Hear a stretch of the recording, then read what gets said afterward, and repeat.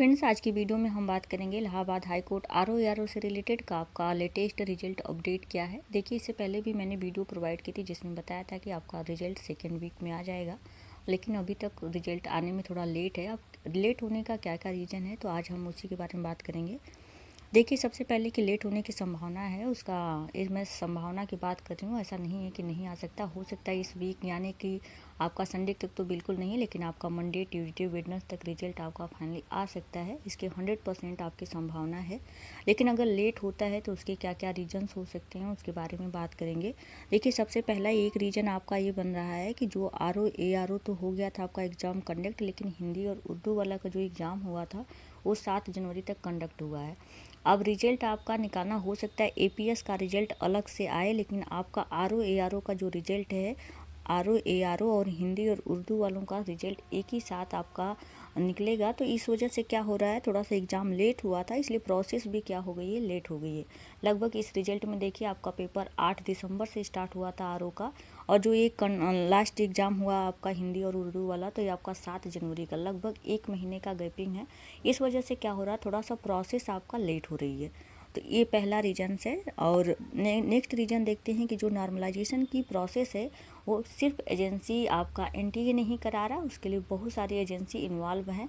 तो उन एजेंसियों के बीच क्या है, कोऑर्डिनेशन की थोड़ी सी कमी है, क्योंकि जो भी गवर्नमेंटेड चीज़ें हैं उसमें हर चीज़ें थोड़ा सा लेट ही होती हैं। तो उसमें जो एजेंसीज हैं जैसे अपटेक वगैरह हैं, इनके बीच कोऑर्डिनेशन की थोड़ी कमी है।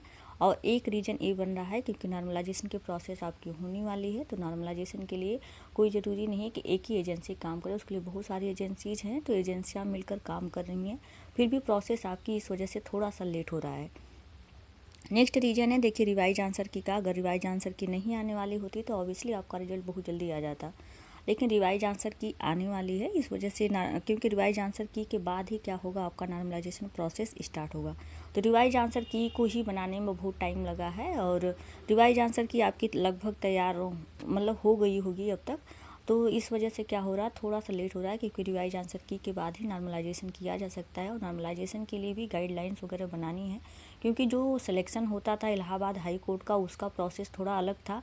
और इस बार की जो भी एजेंसीज हैं उनका परसेंटेज वगैरह बनाना है, तो उनका हर चीज़ एकदम नया है, तो इस वजह से थोड़ा हो रहा है, लेट हो रहा है। अगर अगले साल एग्ज़ाम कंडक्ट एनटीए कराता है Allahabad high court R O का, तो फाइनली आपका ऑब्वियसली रिजल्ट बहुत जल्दी आ जाएगा। इस साल जब कोई भी नई एजेंसीज होती है उनके काम में थोड़ा बहुत देरी हो सकता है, क्योंकि हर काम नए सिरे से करना है, इस वजह से थोड़ा लेट हो रहा है। तो ये आपका रिवाइज आंसर की का मुद्दा है कि रिवाइज आंसर की ही तैयार करने में ज़्यादा टाइम लग गया है, उसके बाद ही आपका रिजल्ट आएगा। देखिए, रिवाइज आंसर की के लिए मैंने बताया था कि 7-8 तो लगना है, लेकिन आपका टाइम भी चुका है, फरवरी का फर्स्ट वीक भी चला गया है और सेकेंड वीक चल रहा है। तो सेकेंड वीक में भी अभी रिवाइज आंसर की के बारे में कोई भी न्यूज़ नहीं है ऐसी कि आपकी कब तक तैयार होगी, कब तक आ जाएगी फाइनली। नेक्स्ट देखते हैं रीज़न क्या हो सकता है। देखिए, जब सारे सॉफ्टवेयर क्या कर रहा है, जब नई सिलेक्शन प्रोसेस हो तो लगभग सॉफ्टवेयर क्या है, हर काम तो आपका कंप्यूटर से ही होना है, लगभग सारे सॉफ्टवेयर अपडेट किए जा रहे हैं। क्योंकि इससे पहले जो इलाहाबाद हाई कोर्ट कराता था, देखते थे विद इन वीक रिजल्ट आते थे, कि आपका रिजल्ट आता था आंसर की आने के बाद तुरंत 1 हफ्ते बाद रिजल्ट आता था, 1 हफ्ते बाद ही या 10 दिन के बाद ही आपका टाइपिंग का एडमिट कार्ड भी आ जाता था। तो उसका रीज़न ये था कि जब इलाहाबाद हाई कोर्ट कराता था उसके सारे सॉफ्टवेयर अपडेट होते थे, क्योंकि ज़रूरत ही नहीं पड़ती थी, वही अपने सारे एग्ज़ाम को कंडक्ट कराते थे, इस वजह से उनका रिजल्ट इतना जल्दी जल्दी आता था। लेकिन इस बार जो एनटीए करा रहे हैं, इनका सॉफ्टवेयर वगैरह अपडेट करना है, एक नए सिलेक्शन प्रोसेस है, इस वजह से थोड़ा सा टाइम टेकिंग है इलाहाबाद हाई कोर्ट की अपेक्षा। अगर इलाहाबाद हाई कोर्ट यही एग्ज़ाम कराता तो उसके पास रिसोर्सेज थे, हर चीज़ की थोड़ी एक्सपीरियंस भी था, नॉलेज भी था, तो लोगों को रिजल्ट को क्या करते थे, बहुत जल्दी आउट कर देते थे। ये रीज़न है आपका।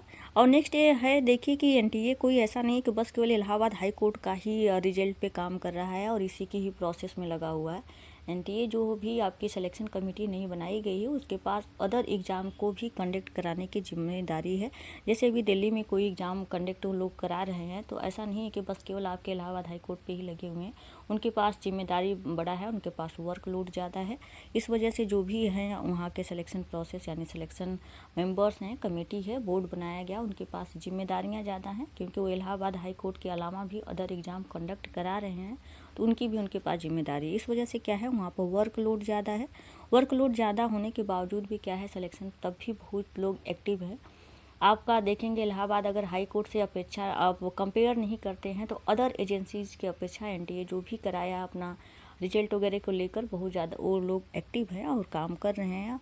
और आई होप कि आपका रिजल्ट जल्दी ही मतलब प्रकाशित हो जाएगा और वो लोग प्रोसेस में लगे हुए। तो ये सब रीज़न थे जिसके वजह से रिजल्ट होने की एक संभावना आपकी बनती है। रिजल्ट आपका लेट थोड़ा हो सकता है। अब लेट करने का मतलब ये नहीं है कि मार्च अप्रैल में चला जाएगा। लेट होने का मतलब है कि फरवरी का जो सेकेंड वीक चल रहा है इसमें ना आकर रिजल्ट आपका थर्ड या फोर्थ वीक में भी आ सकता है। और देखिए इसमें सबसे बड़ा मुद्दा है रिवाइज आंसर की का। इसमें 50-50% चांस है।